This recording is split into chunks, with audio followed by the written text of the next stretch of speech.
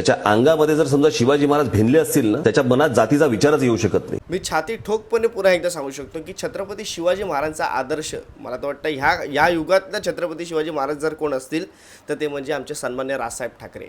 हे मी नुसतंच तुम्हाला वरवर सांगत नाहीये. मी हे का बोलतोय त्याचा संदर्भात मला स्पष्टीकरण पण तुम्हाला द्यायचं आहे. काही गोष्टी मला तुम्हाला सांगायच्या आहेत या व्हिडिओमध्ये आणि मला असं वाटतं या मराठी लोकांनी पण समजणं आता गरजेचं आहे. जे महाराजांचे आदर्श आहेत, जे महाराजांचे विचार आहेत, बाकी इतर सगळ्या गोष्टी हे आजच्या या काळामध्ये आपण पाहिलं तर एकच नेता जो आहे तो पुढे घेऊन चालला आहे, एकच नेता जो त्याच्यावर बोलत असतो आणि ते म्हणजे सन्मान्य राजसाहेब ठाकरे. आजच्या काळामध्ये सामान्यातला सामान्य माणूस जो एकाच नेत्याला भेटण्यासाठी ना तो मरत असतो ते म्हणजे सन्मान्य राजसाहेब ठाकरे. जेव्हा आमचे छत्रपती शिवाजी महाराज होते ना तेव्हा आमच्या शिवाजी महाराजांची एक झलक पाहायची म्हणून आमच्या हे सगळे स्वराज्यातील लोक हे मरायचे.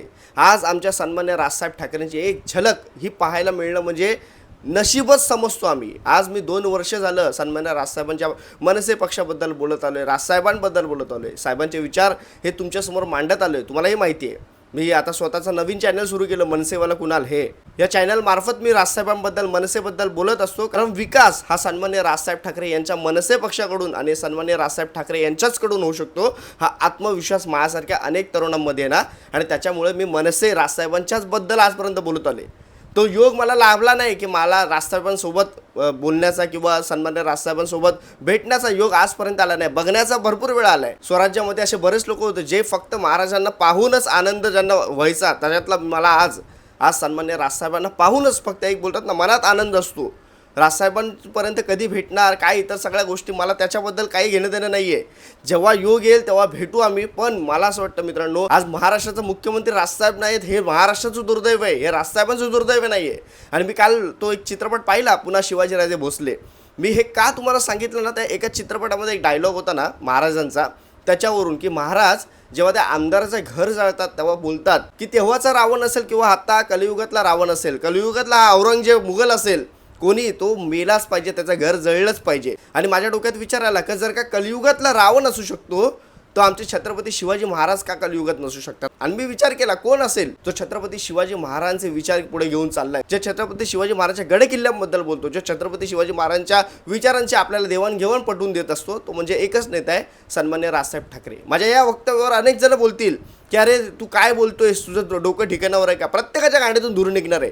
पण मी तुम्हाला 100% सांगतो मला एक दुसरा नेता कुठला असा दाखवाच जो छत्रपती शिवाजी महाराजांच्या गडकिल्ल्यावर बोलत असेल, जो छत्रपती शिवाजी महाराजांच्या विचारावर बोलत असेल, जो जात धर्म तुम्ही पाहू नका असा बोलत असेल आणि प्रत्येक जातीला हा एकत्र घेऊन चालणारा कोण नेता असेल, मराठीमध्ये भांडू नका म्हणून सांगणारा जो कोण नेता असेल तो म्हणजे सन्मान्य राजसाहेब ठाकरेच.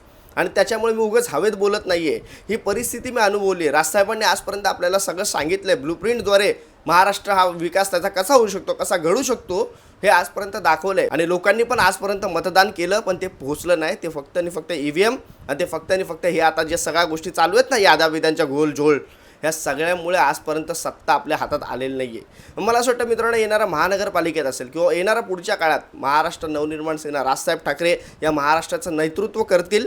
कारण बोलतात ना अंत्यतः विजय हा सत्याचा असतो. आणि त्याच्यामुळे आज आपण पाहतो इतक्या नेत्यांनी हार पत्करली, इतक्या नेत्यांचे पक्ष हे संपायला आले, पक्षातून बरेच पदाधिकारी बाहेर पडले, पण सन्मान्य राजसाहेब ठाकरे यांच्या बरोबर जो कार्यकर्ता कालही होता तो आजही एक निष्ठ आहे. याचं कारण म्हणजे सन्मान्य राजसाहेब ठाकरे हेच फक्त आपल्याला एक एनर्जी देतात, एक पॉझिटिव्ह थिंकिंग देतात, जे छत्रपती शिवाजी महाराजांबद्दल बोलतात, जे महाराजांच्या गडकिल्ल्यांबद्दल बोलतात.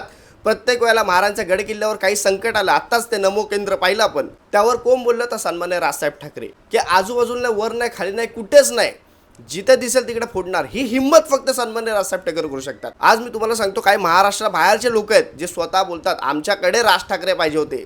आज जर का पाहिलं तर आपण भारत देशाच्या बाहेरचे लोक बोलतात आमच्याकडे छत्रपती शिवाजी महाराज असते तर आमचा देश हा कुठे गेला असता, आमच्याकडे छत्रपती शिवाजी महाराज, आमच्याकडे हे एवढे मोठमोठे समाजसुधारक, एवढे मोठमोठे महामानव येऊन गेले होऊन गेले, पण तरी आमच्याकडे काय तर बाबा रे हेच भ्रष्टाचार, आमच्या नशिबात ह्याच सगळ्या गोष्टी आहेत. पण ही परिस्थिती मित्रांनो बदलायला हवी. तर पुन्हा शिवाजीराजे भोसले हा चित्रपट आपण पहा, जरूर पहा.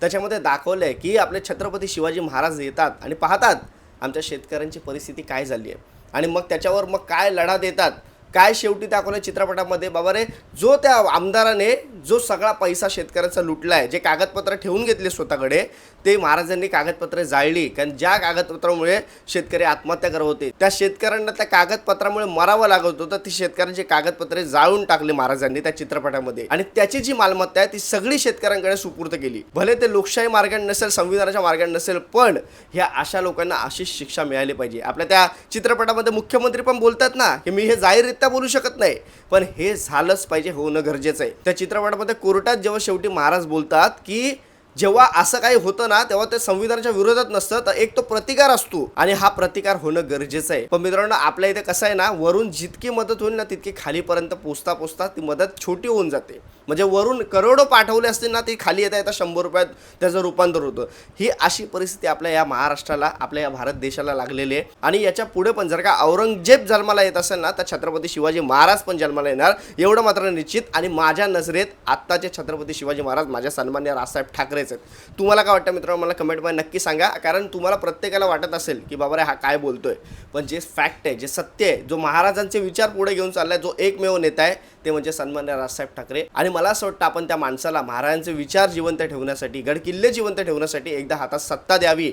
आणि ती सत्ता दिल्याच्या नंतर पण जर का राजसाहेबांनी कामं नाही केली तर मी त्यांच्या विरोधात स्वतः बोलेल, हे मी प्रत्येक व्हिडिओमध्ये सांगितले. पण मला आत्मविश्वास आहे की राजसाहेब ठाकरे जे बोलतात ना त्याच्या दुपटीने करतील. राजसाहेब ठाकरे जे बोलतात ना ते आपल्याला दिसतंच घडताना. आणि हा अनुभव आजपर्यंत आपण कुठल्याच महाराष्ट्रातल्या नेत्याच्या, या देशातल्या कुठल्याच नेत्याकडून घेतलेला नाहीये, जो राजसाहेबांकडून घेतलेला आहे. आज त्यांच्या सभेला गर्दी होते, पण त्याचं मतात रूपांतर होत नाही बोलतात ना, त्याचं कारण हे EVM आहे, त्याचं कारण ही मतदार यादी आहे, त्याचं कारण हे निवडणूक आयोग आहे, त्याचं कारण हे सरकार आहे. त्याच्यामुळे आता या निवडणूक आयोगाच्या विरोधात राजसाहेबांनी जे सगळ्या गोष्टी केल्यात ना, त्याला मला असं वाटतं सामान्य माणसांनी पण जागा व्हावं आणि प्रश्न विचारावा की हे का. सगळ्या गोष्टीवर सामान्य माणसांनी आता जागा होणं गरजेचे आहे. हे निवडणूक आयोगाला प्रश्न विचारणं गरजेचं आहे. मग त्याच्या आडून सरकार उत्तर देतील आपल्याला माहिती आहे, पण आपल्या निवडणूक आयोगाला ह्या लोकशाही वाचवण्यासाठी प्रश्न विचारणं गरजेचं आहे. आणि येणारी निवडणूक आपल्याला आता ठरवायचं आहे की बाबा रे कोणाला निवडून द्यायचं आहे.